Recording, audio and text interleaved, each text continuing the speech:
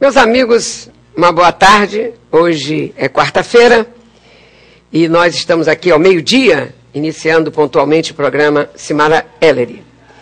Mas, meus amigos, há poucos dias de deixar a presidência da Câmara para voltar ao que se chama na Câmara o baixo clero, o deputado do PT do Rio Grande do Sul, Marcos Maia, está pedindo a aliados para persuadirem a presidente Dilma a oferecer-lhe um ministério, ou a liderança do governo, ou ainda a presidência de uma estatal. Marcos Maia acha que tem crédito junto à presidente Dilma, mas no Planalto ele é visto como um político menor que importunava com ameaças caso seus pedidos não fossem atendidos. Ele não era o candidato preferido de Dilma Rousseff. Quando ele se colocou como candidato à presidência da Câmara Federal, a Dilma Rousseff não gostou, tinha um outro candidato, mas ele conseguiu vencer. Embora do mesmo partido, e é do Rio Grande do Sul, aonde a Dilma se tornou política, foi lá no Rio Grande do Sul. Nasceu em Minas Gerais, mas a política dela foi toda no Rio Grande do Sul. Ela era pedetista, do PDT de Brizola. Pois bem, vocês se lembram de Severino Cavalcante, do PT? Pois bem, Marco Maia sempre passou a impressão de não ter aquela dimensão do cargo de presidente da Câmara. Falava mal, se posicionava mal, instigava o Supremo Tribunal Federal, queria um choque entre poderes, então não foi bom. E mais, como presidente da Câmara, o petista Marco Maia chegou a boicotar eventos no Planalto, irritado, imaginem, irritado, com a demora no atendimento dos seus pedidos. Se não a presidência da República não resolver aquilo que eu quero, eu então vou dificultar determinadas ações aqui no plenário da Câmara. Pois bem, nada como um dia atrás do outro. E a presidente Dilma não vai querer dar nenhum cargo para ele. Mas ele está achando que, como ele foi presidente da Câmara, ele tem que sair daquilo ali com poderes. E está pedindo a amigos, inclusive do partido, que façam ali um trabalho de forma, ali um lobby, para que a presidente Dilma Rousseff, como eu já disse, ou dê para ele a liderança do governo na Câmara, ou lhe dê um ministério, ou até uma presidência de uma estatal. Tem estatal que paga tão bem a presidência, que ganha mais até do que ministro, e bote ganhar nisso. Pois vamos por aí. Agora, sabe com quem que a Dilma está satisfeita? A Dilma está satisfeita com José Sarney.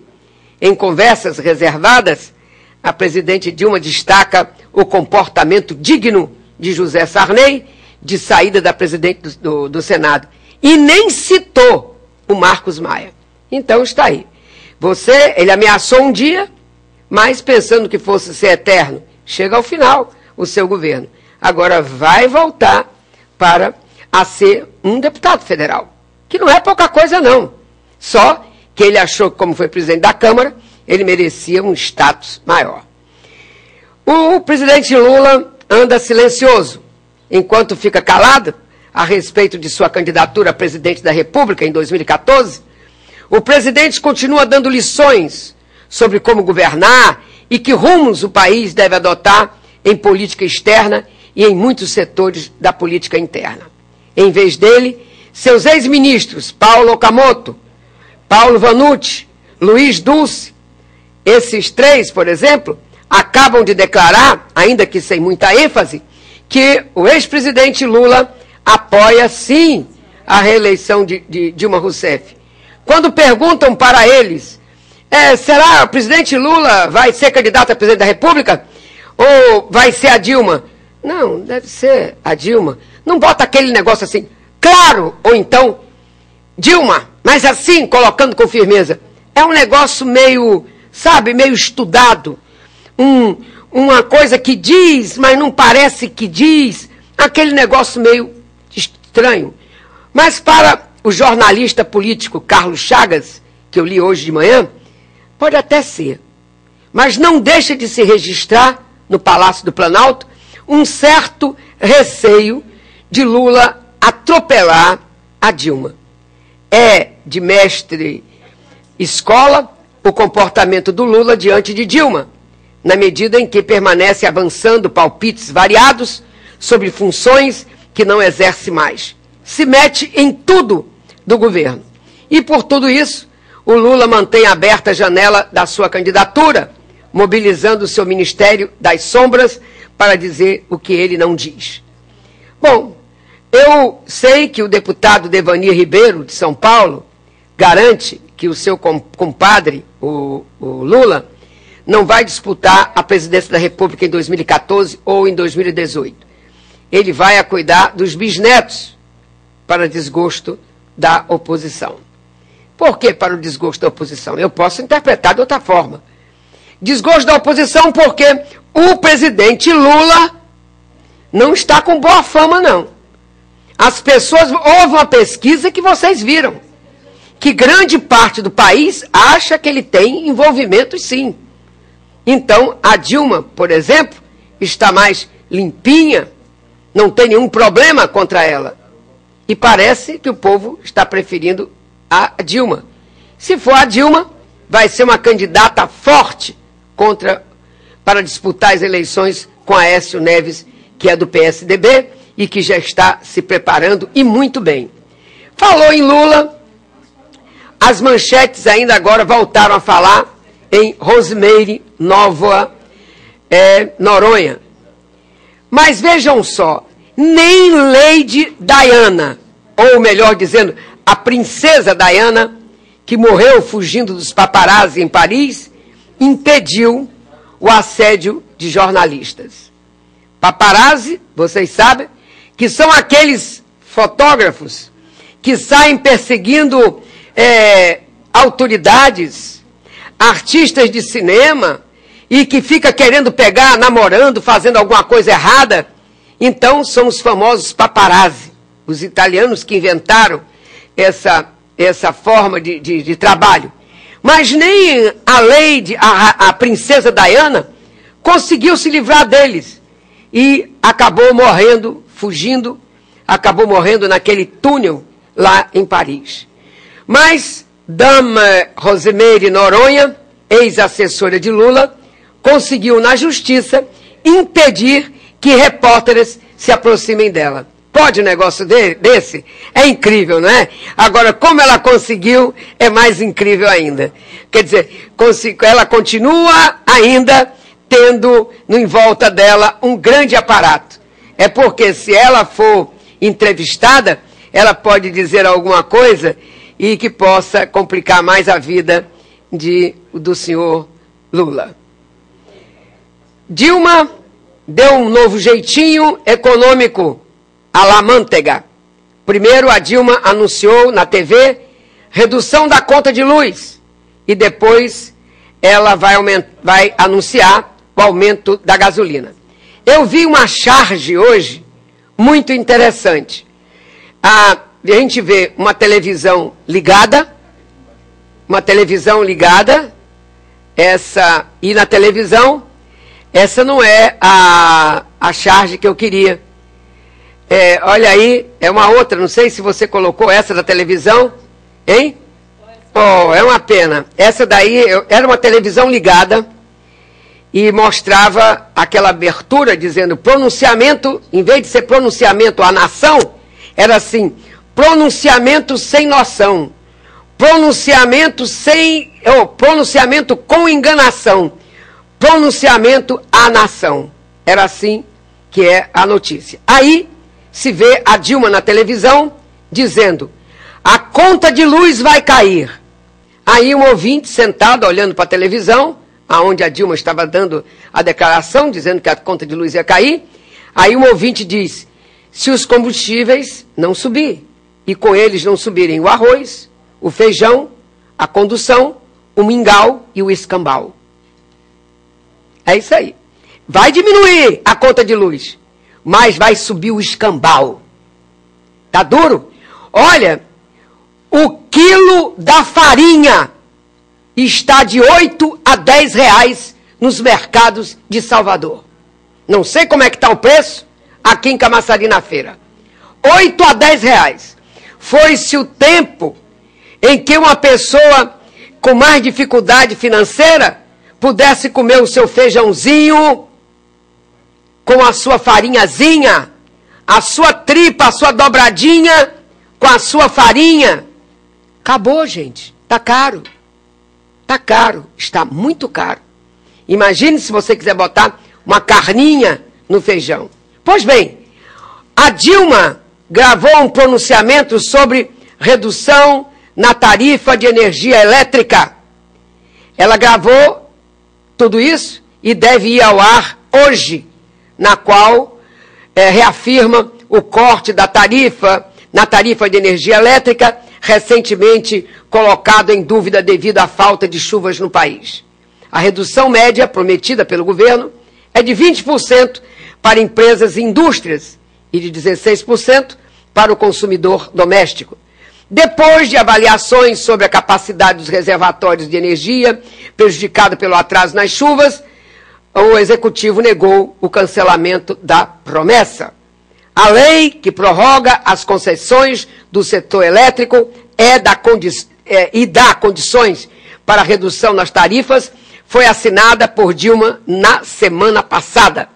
E ela vai falar sobre isso, porque a ANEEL, ela que cuida desse problema todinho de eletricidade no nosso país, já disse que nós vamos ter problema agora na Copa do Mundo. E a Dilma diz que não. Estamos com as obras atrasadas, porque a ANEEL disse que estamos atrasados com as obras. Mas que não vai, até a Copa do Mundo, nós vamos ter as coisas resolvidas. Bom, meus amigos, eu quero dizer para vocês que eu recebi uns telefonemas dizendo que o programa Simara Ellery não foi reprisado às 19 horas na segunda-feira e também não foi na terça-feira. Na segunda-feira tinha sido entrevistado o Silval Cerqueira, do Sindicec e da Prefeitura de Dias d'Ávila, da Jussara, no dia seguinte. Então foram os dois.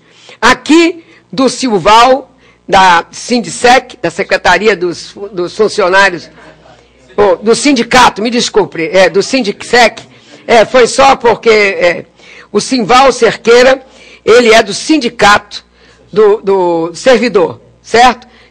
Da Prefeitura de Camaçari.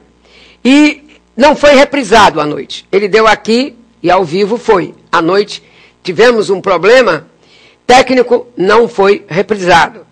E no dia seguinte, foi ontem, dizem que foi muito boa a entrevista com a prefeita Jussara, prefeita eleita de Dias d'Ávila, né? Que tirou lá a família Cajado, conseguiu ganhar as eleições. Ela perseguiu muito a prefeitura e conseguiu chegar ao dia dele. E ela, então, veio acompanhada da Tina, que já foi primeira-dama de Dias d'Ávila, no primeiro governo, depois da emancipação de Dias d'Ávila, quando ela casou-se com a Ayrton Nunes. Não sei se vocês se lembram, os mais antigos de Camaçari se lembram. Ele que era ali o administrador da estância hidromineral de Dias d'Ávila, quando Humberto Heller era prefeito de Camaçari, e Dias d'Ávila, então, era um distrito de Camaçari. E hoje a Tina está, então, ali, secretária da Prefeitura de Ação Social, vai fazer um belo serviço, eu acredito que ela tem capacidade para isso, bagagem para isso, e ela veio mais à noite, não foi reprisado. Nós vamos verificar qual é o dia que será reprisado. Mas vocês podem conferir no nosso site. Então, programa, tudo junto, programa simaraellery.com.br. Programa Simara Ellery, não se esqueça que Simara é com a letra S de sim, você bota S-I-M-A-R-A, Simara Ellery, E2LsERY.com.br. Vocês podem assistir também no site. Eu até digo para o Humberto, se ele achar conveniente, num dia a gente pode passar esse programa, escolher um dia, numa terça, quarta ou quinta, qual é o dia, que passa tanto no horário de meio-dia e repete à noite, porque, afinal de contas, uma prefeita também ter vindo aqui, né, isso é uma coisa que tem muita gente que trabalha em Camaçari, mas é morador de Dias d'Ávila. Vota em Dias d'Ávila. E muita gente ligada aos políticos de Dias d'Ávila, que moram em Camaçari e trabalham até em Dias d'Ávila, faz o contrário. Então, é importante que vá ao ar essa programação. Bom, Wagner voltou. Ele voltou. O governador finalmente chegou da China e deve anunciar mudanças no secretariado dele hoje. É o que a imprensa está esperando. Era o que ele dizia. Ele viajou e disse que só quem está sabendo dessas mudanças é o Sérgio Gabrielli. Sérgio Gabrielli é ex-presidente da Petrobras, seu secretário de planejamento. Ele é um que quer ser governador do Estado, mas não é da preferência de Wagner e nem tampouco da preferência de um grupo de petistas e muito menos da Dilma Rousseff. Ele é muito querido pelo ex-presidente Lula. Pois bem, Wagner retornou na noite de ontem da missão comercial na China e recebe a imprensa hoje, na governadoria, no Centro Administrativo da Bahia, que a gente chama de CAB. Oficialmente, a pauta da entrevista do chefe do Executivo Estadual é o balanço sobre investimentos consolidados para o Estado durante sua viagem à China, no período de 14 a 22 deste mês. Nunca na história deste governo, um governador passou tantos dias num país como passou o Wagner, 8 dias na China. Oficialmente, então, ele vai dar uma entrevista anunciando o conjunto de mudanças que tem no secretariado e suas ações lá na China. O que ele fechou e que irá beneficiar aqui a Bahia. As especulações em torno dos possíveis novos titulares envolvem nomes como, para secretário de Wagner, nomes da ex-prefeita de Lauro de Freitas, Moema Gramacho, do PT, que perdeu as eleições, não conseguiu eleger seu candidato, do ex-secretário da Fazenda, o Carlos Martins, e da ex-vereadora Olívia Santana, do PCdoB, candidata derrotada a vice-prefeita de Salvador. Sobre Caetano, nada certo ainda, mas não ficará na geladeira, não. Mas dizem que não terá o espaço que ele tanto esperava. Bom, é pagar para ver, né? Não vamos colocar o carro adiante dos bois. Vamos ver como isso vai resolver. Mas hoje também o Caetano deve estar com os nervos à flor da pele, porque ele está interessado na eleição da Maria Quitéria, a vice-presidente também da UPB, e ela é prefeita de Cardeal da Silva. Então, vamos ver como é que vai ser esse problema do Caetano. E eu acho estranho, já falei aqui várias vezes, Caetano é PT. Mas Caetano quer, porque quer, eleger para a UPB uma prefeita do PSB, que está, inclusive, em rota de colisão com o prefeito de Andaraí. Quer dizer, quer também, né, PSB. Então, vamos ver. Agora, parece-me que a briga é muito mais entre aqueles que estão querendo fazer vencedores o seu candidato, do que propriamente o candidato. Mas ela vai levando de roldão. Ela está sendo levada. E está sendo ótimo para ela. Dinheiro não faltou.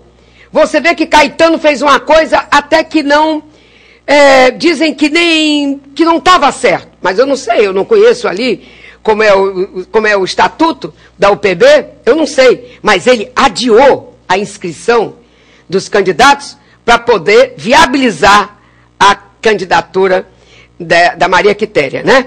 Maria Quitéria deu tempo de aí escolher quem ia ser o seu vice, o diretor disso, diretoria daquilo, tudo arrumado.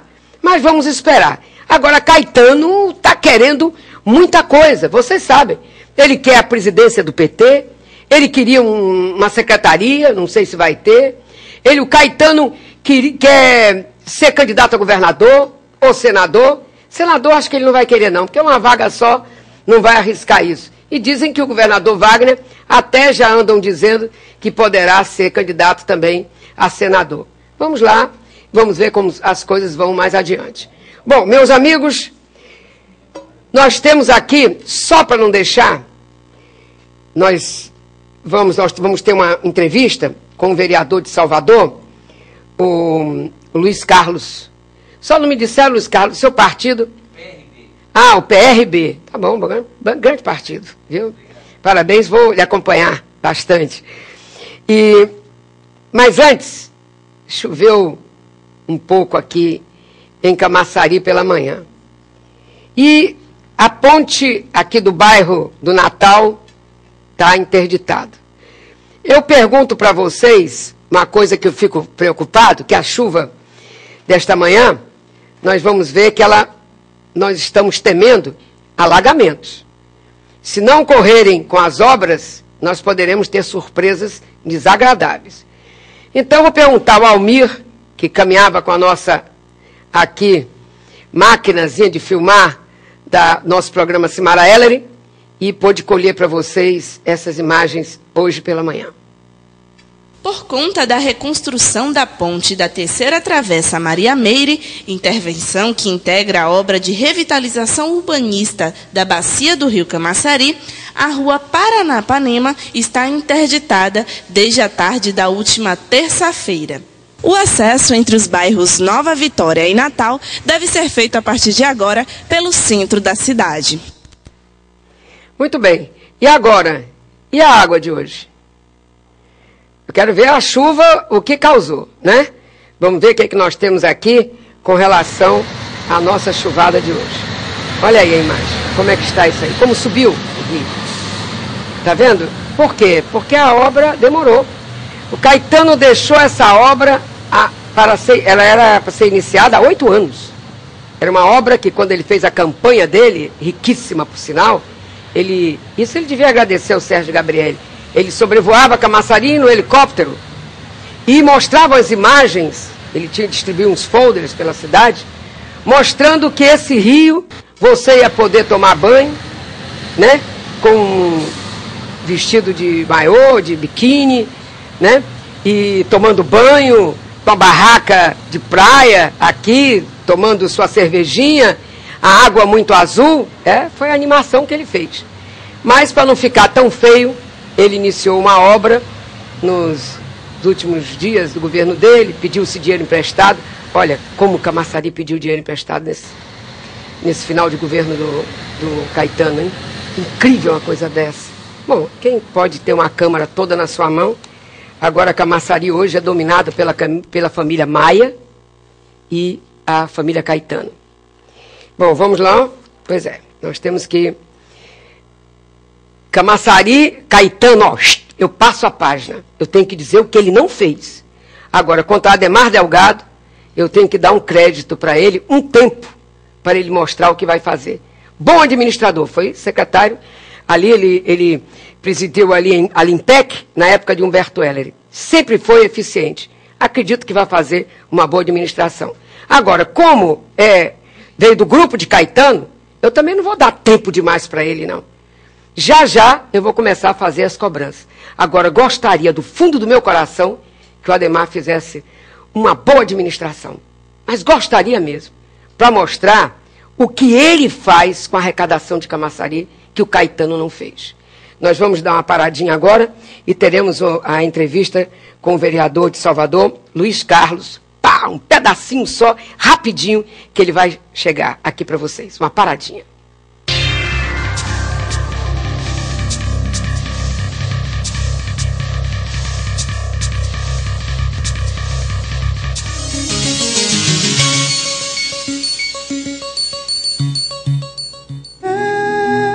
Quanto vale um sorriso?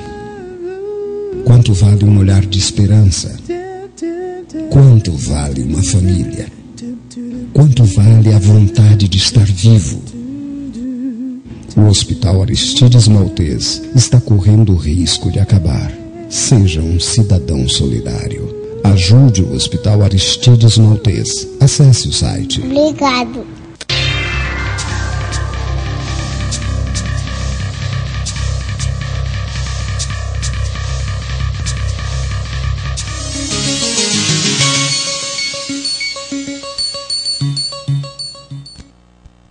Olá, amigos de Camaçari. Estamos aqui com o programa Simara Ellery, Camaçari TV, canal 33. E hoje nós temos a grande satisfação de ter aqui conosco um vereador de Salvador, do PRB, e que vem conversar, porque a bandeira dele de Salvador é uma bandeira nacional que é juventude, amigos da juventude, enfim. E ele então vem aqui para conversar com vocês, para trazer algumas ideias que ele quer que floresçam também aqui em Camaçari, porque ninguém é isolado. Nós todos vivemos numa comunidade. A gente entra e sai em Camaçari sem saber onde é a fronteira, porque não existe fronteiras a não ser, vamos dizer assim, no papel, porque no resto a gente anda e sai sem nem saber. Sabemos apenas que é o pedágio, mas não sabemos nem se está em Camaçari, ou se está em Dias d'Ávila, se está em Mata, se está onde, ok? Então vamos passar a palavra para a Simara Ellery, em seguida ao nosso edil do PSB. Ilai. Bom, boa tarde, Camaçari. Estamos ao vivo aqui no programa Simara Ellery, iniciando mais uma entrevista com uma pessoa muito interessante para você, de Camaçari, para você que sabe que a nossa pirâmide etária está aqui maciçamente concentrada no jovem, de 15 a 25 anos. Nós trouxemos o amigo da juventude, o vereador Luiz Carlos, eleito, né? Foi a 7ª votação lá do município. Parabéns mais uma vez. Obrigado. E vamos conversar sobre isso, porque foram 13.505 votos. Não é pouca coisa, não. Né? Boa tarde, vereador. Boa tarde, Ellery. Boa tarde, doutor Humberto. A você de casa, a todos que fazem a TV. É um prazer estar aqui com vocês e dizer que o amigo da juventude, realmente, inclusive esse slogan, ele não nasceu do Tom Humberto, não foi eu que criei, ele veio de fora para dentro. Os jovens que titularam assim, eu aceitei de muito bom grado e é fruto do nosso trabalho. Bom, para que as pessoas comecem a conhecer melhor, doutor Luiz, e eu acredito que muitos conhecem aqui, inclusive porque além de vereador, né, também é pastor. Mas vamos falar um pouquinho mais para que você conheça um pouco mais. Então eu queria saber, doutor Luiz, como foi a sua origem e como iniciou esse despertar pela política em Salvador. Ellery, eu sou de origem muito pobre. Meus pais eram agricultores de cultura de subsistência, de milho, feijão. E onde era o local? Eu sou natural de Bezerros, no estado de Pernambuco. Eu conheço.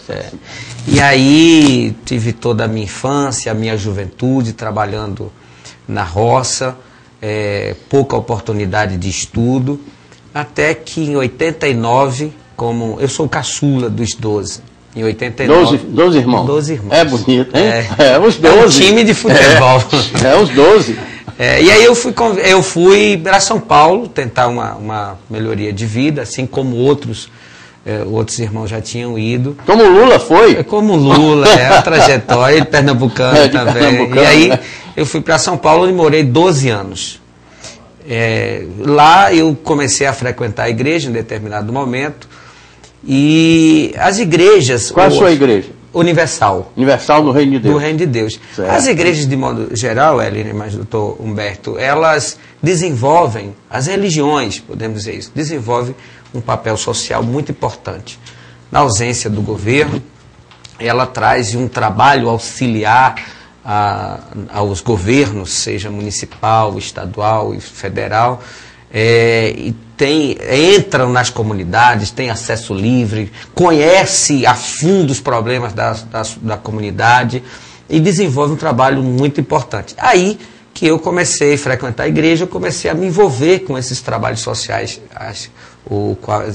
a igreja desenvolve, e comecei a me envolver, inclusive, com os trabalhos pela juventude, criado pela juventude, que foi onde a cada dia fui me aprofundando e sou apaixonado por isso. Vejo que é uma fatia da sociedade que precisa de uma atenção especial do poder público, sobretudo com o avanço das drogas. As drogas hoje transcendem a questão das barreiras sociais. Hoje, antigamente era o menino pobre da periferia, hoje ela já... Desde da periferia até lá em cima. Lá em cima. E aí é um motivo preocupante. Você vê que São Paulo e Rio de Janeiro já começou um enfrentamento mais direto. Salvador vem copiando esse modelo. Acho que é importante, né, a internação compulsória porque realmente o drogado deixa de ter o domínio, deixa de ter o seu controle, e aí começa a criar riscos para a sua própria vida e assim para outras pessoas também. E aí, concluindo, foi aí que eu comecei a minha trajetória.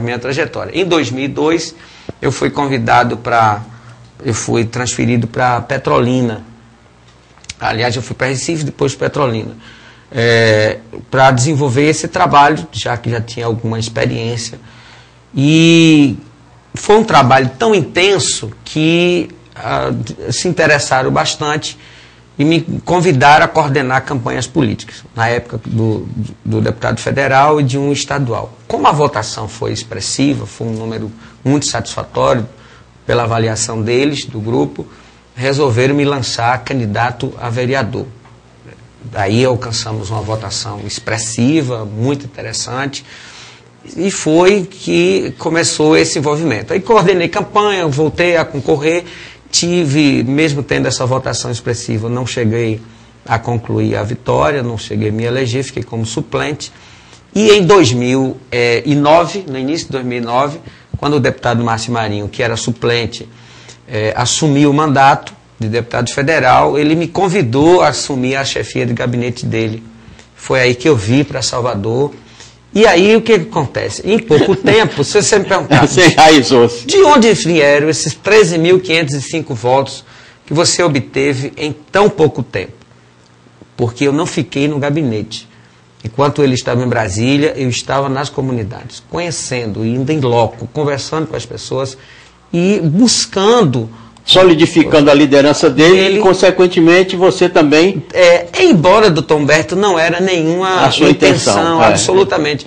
Eu gosto muito do deputado Márcio Marinho como pessoa, como parlamentar, vejo o trabalho dele como um trabalho promissor, um trabalho muito próspero, muito bonito, e eu estava muito feliz auxiliando ele, não tinha qualquer pretensão. Mas a questão política, o senhor sabe que é a questão de grupo, é questão de grupos.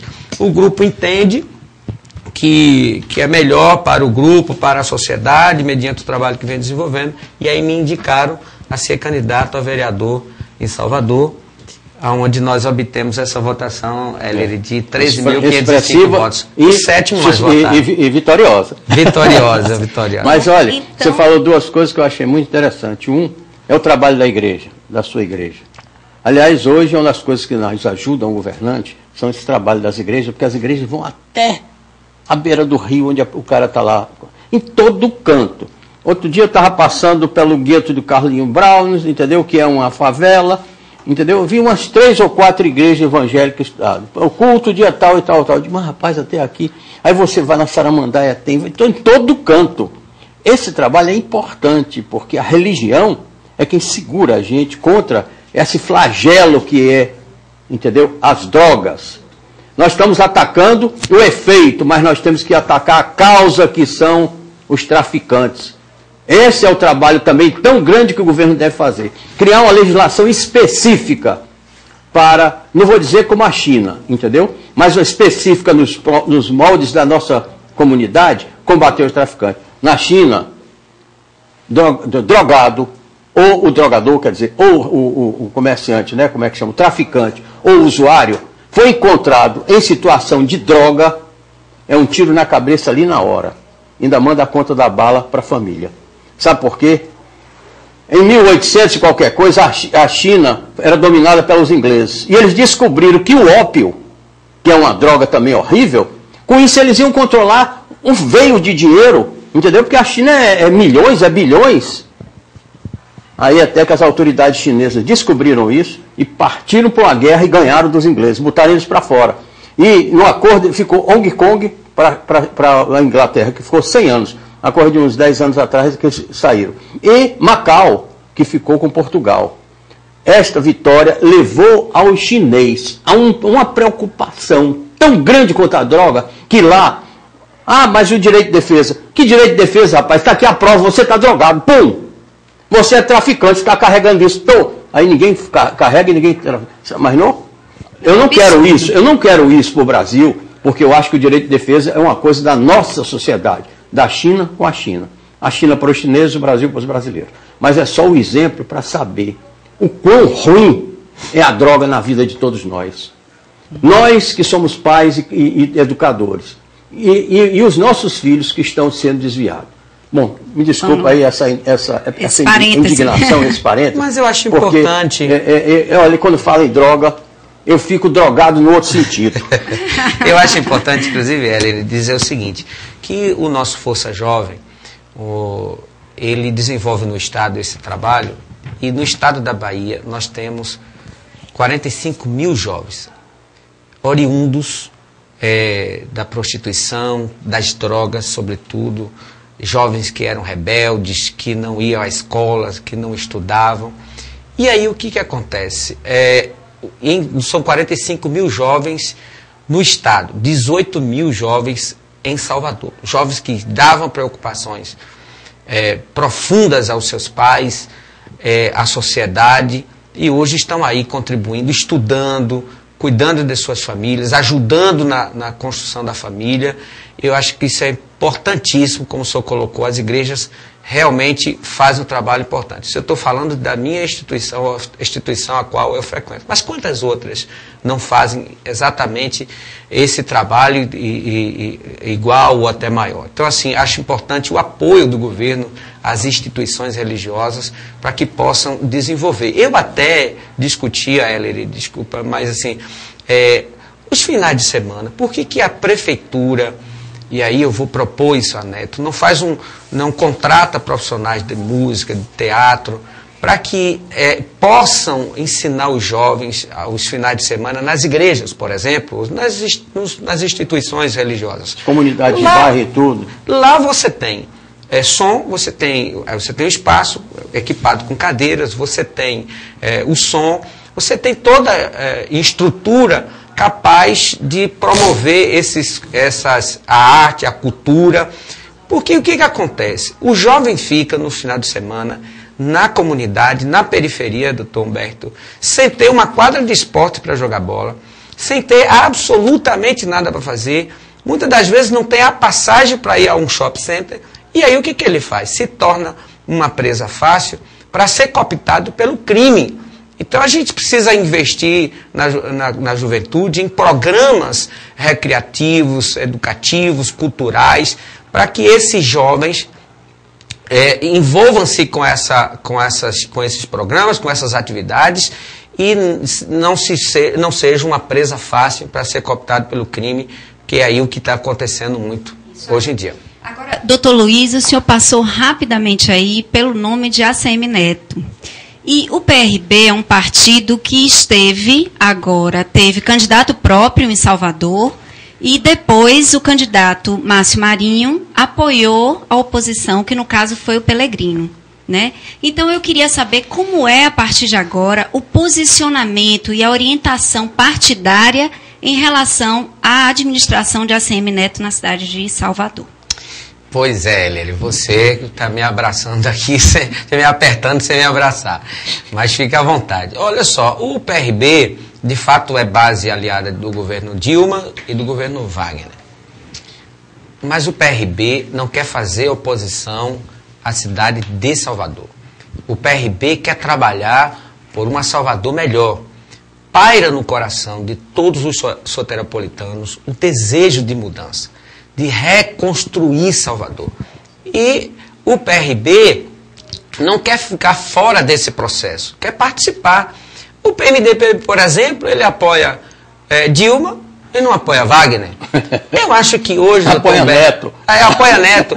Eu acho que hoje já não existe mais. Hoje se conversa, se dialoga, se discute projetos e não ideologia partidária. Claro que cada partido tem a sua ideologia, tem a sua frente de trabalho, o seu projeto, mas esse projeto partidário não pode se sobrepor ao projeto coletivo que é ajudar Salvador. Então, assim, o PRB vem conversando, sim, com o prefeito Assemineto, que está querendo mostrar trabalho, que está buscando essa resposta, dar a resposta que Salvador depositou nele, que é uma mudança. O PRB quer ajudar o prefeito Assemineto, sem sombra de dúvida, sem deixar de lado os seus princípios, sem abandonar suas alianças. Agora, doutor Luiz, bom, falando do PRB, o PRB é um partido relativamente novo, né? São 4 eleições que o partido enfrentou. Eu queria saber quem são os grandes nomes hoje do PRB no estado da Bahia e como é que está o PRB nas sub-regiões do nosso estado, né? Na região central, lá na região de Barreiras, a região do sul do estado. Conta pra gente. E aqui? Aqui ele é regido pelo nosso presidente, falando de Camaçari, Hélio Santos, que é o secretário de Ação Social. Temos o nosso grande vereador, uma pessoa competente, séria, trabalhador, que é o Bispo Jair, assim como é conhecido, e está bem representado.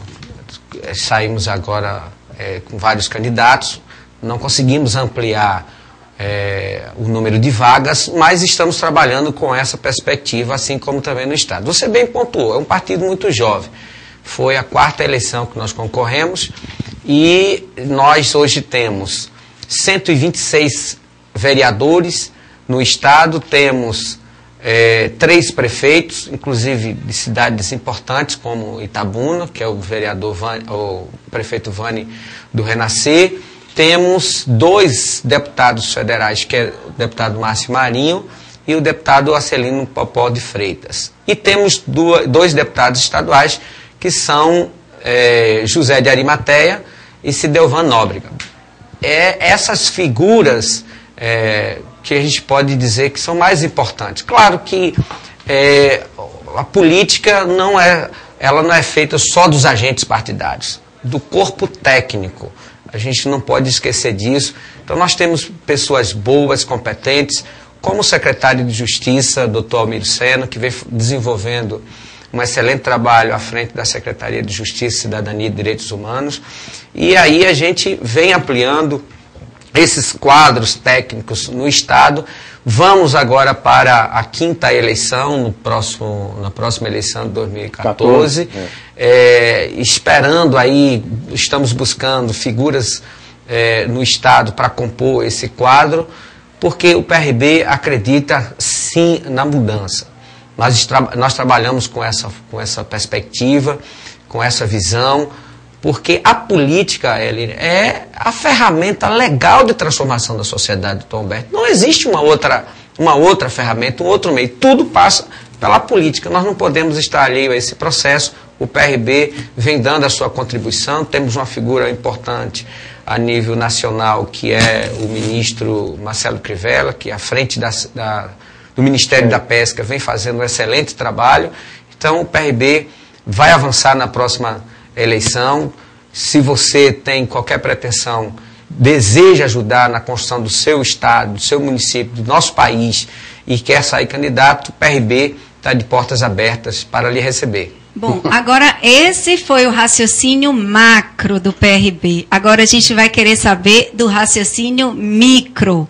Nós tivemos aqui semana passada com o presidente da Câmara de Camaçari, Theo Ribeiro, e ele revelou para a gente, segredou, né, que quando se elege vereador, logo se tem o desejo de chegar presidente da Câmara. E depois aspira-se deputado estadual, aspira-se uma prefeitura, deputado federal. Então a gente quer saber, de antemão aqui, qual é a sua próxima aspiração, já que a sua votação foi uma votação bastante expressiva em Salvador? Isso aqui fala baixinho porque é um segredo só entre nós três, viu?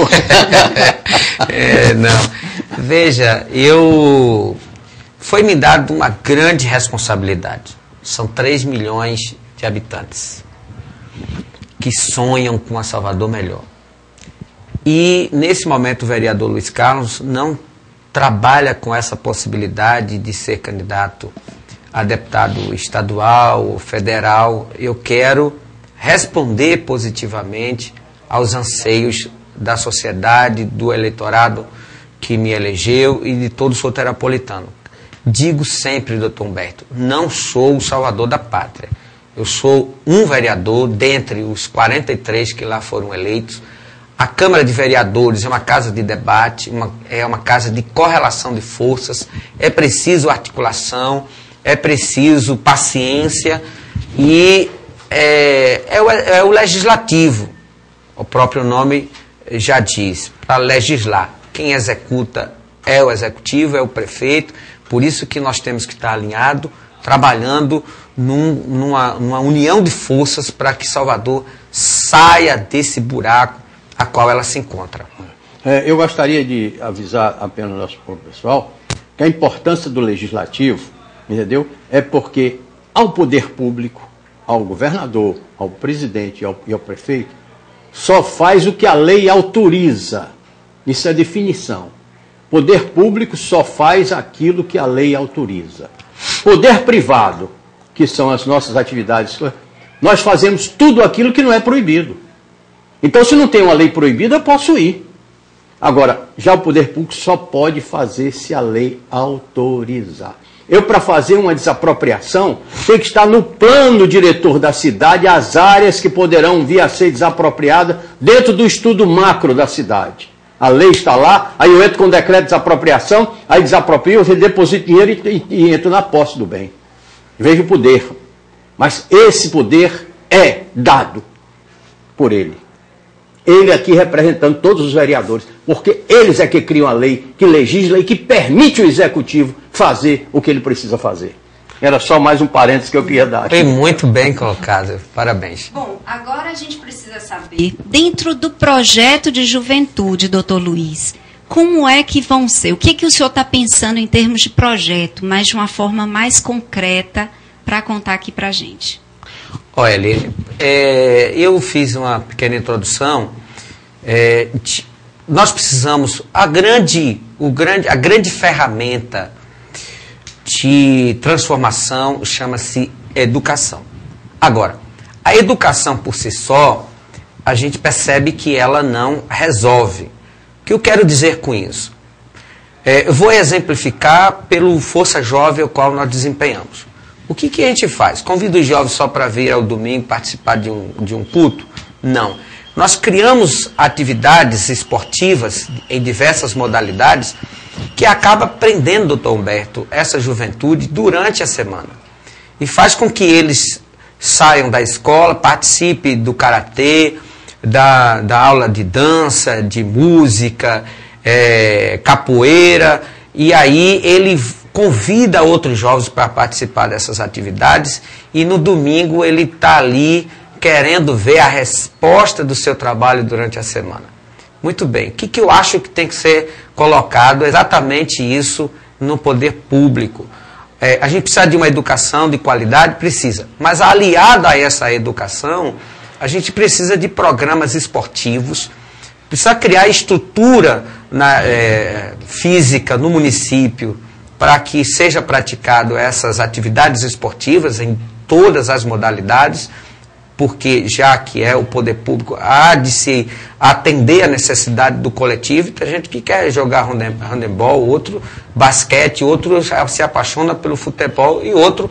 Até em homenagem ao nosso deputado federal, o boxe. O boxe, exatamente. Que é o seu deputado, né, do PRB. PRB, exatamente. Popó, né? Popó. Então, assim, natação...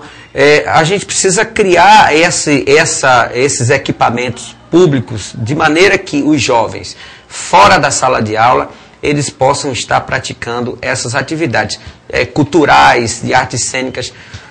Porque aí você prende os jovens, que os jovens ficam ociosos nas esquinas, fora da sala de aula, que nós não temos escola de tempo integral. Aí é aquilo que eu disse anteriormente, uma presa fácil para ser cooptado pelo crime. A falta de oportunidade, de perspectiva de vida, faz com que eles experimentem esse prato ruim, que o próprio nome já diz, a droga, se tornando o aviãozinho, o usuário, daqui a pouco pequenos traficantes. O que a gente vê, por exemplo, na mídia, prendeu esse ou aquele traficante, não são verdadeiramente os traficantes. Como o senhor colocou aqui, os traficantes são os grandes que têm... As grandes fortunas estão por trás. As fortunas, fazendas e outras coisas mais, a gente precisa combater também isso. Mas assim, falando de juventude, eu acho que esse é o caminho. Educação de qualidade, mas criando programas que possam envolver essa juventude, inclusive nos finais de semana, como eu mencionei, utilizando, já que para não onerar muito o município, Salvador, por exemplo, está endividada, não onerar o município, utiliza-se dos espaços, estruturas das igrejas, dos colégios e outras instituições religiosas, que eu tenho a mais absoluta certeza, cederia isso para a prefeitura, já que vai ajudar aquela comunidade que aquele líder religioso sabe dos problemas, conhece a fundo o pai, porque quando um jovem entra nas drogas, ele não entra sozinho. Com ele entra seu pai, a sua mãe, seus irmãos, por que não dizer toda a sociedade? Mas quando ele sai, também todos saem. E aí começa a ter uma visão de futuro melhor, um alívio e uma qualidade de vida, sem sombra de dúvida. Doutor Luiz, o PRB é um partido criado a partir de um grupo religioso. Então, é uma pergunta íntima, sinta-se à vontade para responder, mas como é que fica a sua relação com o divino? Eu queria que você contasse para a gente aqui. Já que se trata de um município, né, que, segundo o IBGE, proporcionalmente nós temos aqui em Camaçari o maior número de evangélicos do Brasil. Pois é, de fato, como você colocou, as maiores lideranças são do segmento. Mas a gente divide bem isso. O que é política, partidária, e o que é trabalho social, religioso. Então são duas coisas distintas, nós não misturamos esse debate. E quanto à minha fé, assim, eu sou pastor, já estou na igreja há 16 anos. Sou pastor, vou fazer 13 anos de pastorado, e onde aprendi muito e onde esses anos abneguei dos meus sonhos, renunciei os meus sonhos para ajudar na construção de outros. E assim, separadamente. Na Câmara de Vereadores, eu sou o parlamentar Luiz Carlos. Não se fala de religião, a não ser que se provoque. Se provocar, você não corre, né? Não, acho que não há necessidade. Mas, enfim, lá eu estou com a finalidade de debater os problemas sociais de Salvador. E aí, saindo daquele espaço, eu vai para o seu espaço, na sua igreja. Espaço religioso, que é onde a gente tem também as nossas atividades. São duas coisas que andam, é igual a esquerda e a direita. Andam juntos, se abraçam, mas não se misturam. Bom, mas agora eu digo o seguinte, se tratando de pastor, se tratando de político, nós podemos afirmar que podemos esperar do PRB e da pessoa do Dr. Luiz Carlos mais ética e atitudes religiosas, né, de acordo com o Evangelho, na sua atividade política, que eu acho que é isso que o senhor está dizendo, nós podemos esperar isso? Sem dúvida, sem dúvida. Meu pai tem 92 anos. Como eu disse, homem do campo, ele dizia o seguinte, não compre se não pode pagar, se possível não pegue emprestado, e se pegar, devolva. Esses princípios eu carrego desde criança, agregando aos valores espirituais, a gente somou. Então, assim, a política, nós vamos utilizar a política como essa ferramenta de transformação da sociedade, buscando uma mudança e não deixando com que ela nos influencie. Isso vocês podem ter certeza. Porque o mandato dura 4 anos. Agora, a minha vida, eu sou um homem de 40 anos e pretendo viver muitos anos pela frente, não vou permitir que essas influências externas negativas possam me desvirtuar do caminho. Pode ter certeza disso. Do seu pastoreio. Nós temos alguns, acho que 2 minutinhos aqui, e eu tenho uma pergunta ainda antes das considerações finais. Eu queria dizer o seguinte: a campanha de Márcio Marinho em Salvador foi uma campanha muito bonita, e uma campanha que cresceu e surpreendeu muitos moradores da cidade de Salvador, né? Então, eu queria saber qual foi a sua parcela de responsabilidade para o nome de Marinho ter sido e estar sendo, até hoje, um nome ainda que quer ser cooptado por várias lideranças para que ele venha compor, estar ao lado. Qual foi a sua parcela de participação nisso? Eu não sei te dizer exatamente. Eu vim em 2009, aliás, assumi a assessoria a chefia de gabinete dele. Ele saiu de 73 mil votos para 157 mil votos. Dobrou. Eu não sei dizer qual foi a minha participação nisso, mas ele me deu liberdade, de conduzir todo o processo. Ele é muito humilde, uma pessoa muito simples, inteligente, mas me deu toda a liberdade. Eu pude dar o ritmo que eu entendi naquele momento que era importante. E saímos para essa votação importante, que foi um nome que o partido escolheu nacionalmente, que acho que foi uma boa escolha, apesar dessa escolha ter sido muito em cima da hora, não deu tempo para nós nos articularmos. O senhor sabe que uma campanha majoritária requer um grupo de partidos, investimentos e planejamentos. Não deu tempo para fazer isso. Fomos para a rua. A única coisa que nós podíamos fazer era ir para a rua. Ele ia para a rua de manhã, de tarde, de noite, que é trabalhador, obteve uma votação expressiva e eu acho que é um grande nome para as próximas eleições, eu não tenho dúvida disso. Agora, pelo que eu vi aqui, pelos cálculos que eu fiz de cabeça, ele teve 150 e você 13, quer dizer 15 mil, é 10% do que ele teve. 10%. Que a eleição para vereador, o senhor sabe que é muito mais disputada. É terrível lá. Nós tínhamos 1.308 candidatos a vereador, homens e mulheres batendo de porta em porta todos os dias pedindo voto. E para ser o 7º, acho que foi importante. Ok, então. Bom, eu quero agradecer a presença do vereador, Dr. Luiz Carlos, aqui do PRB, que veio conversar aqui com a gente e trazer um pouco também de luz, de ideias para a nossa juventude aqui de Camaçari. Tá certo? Vou pedir as suas considerações finais, Dr. Luiz. Ô, Hélia, obrigado. Obrigado você de casa. Obrigado, doutor Humberto. Eu me sinto bem à vontade aqui nessa casa e volto quantas vezes vocês quiserem, que é vocês que mandam em mim. Agora eu já digo ao contrário, para encerrar. Volte quantas vezes você quiser, porque essa cadeira aqui é sua. Obrigado. E aí quero agradecer principalmente a você, telespectador de Camaçari, viu? O nosso bispo, nosso vereador, nosso amigo, cidadão, que veio de lá, do interior de Pernambuco, lá do rincão daqueles, e chegou aqui. Todos podem chegar. Agora tem que fazer isso, ser honesto, verdadeiro, como o pai dele de 92, né? 92 anos. 92 anos, ensinou. E ele está querendo ensinar, e nós também a todos vocês. Vamos ser honesto, trabalhador, verdadeiro, se dedicar, ralar, que chega lá. Agora, se ficar acomodado, não dá certo.